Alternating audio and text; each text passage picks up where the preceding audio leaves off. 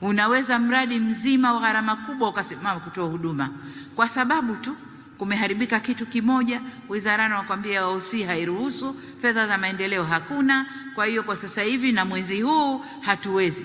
Kule watu wakasimama kupata maji. Hilo lisitokee. Kwa hiyo wizara, ule mfuko wa maji unatakiwa kutunishwa na tuangalie vyanzo vitakavyotunisha ule mfuko. Na hapa nataka niwapongeze sana sana Tanga UWASA kwa ule ubunifu waliofanya.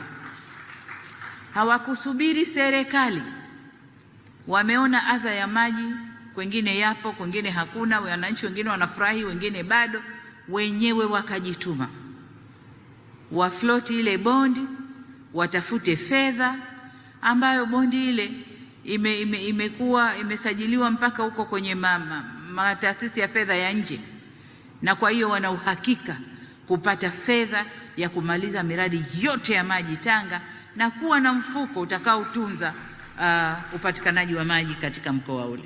Kwa hiyo hii ndiyo aina ya fikra ambazo tunatakiwa tuwe nazo. Lakini ndani ya ulimwengu, ukiwacha ndugu zetu wa World Bank na wengine India, Korea na Germany ambao wanatupa fedha za maji, kuna mifuko hii ya mabadiliko ya tabia nchi.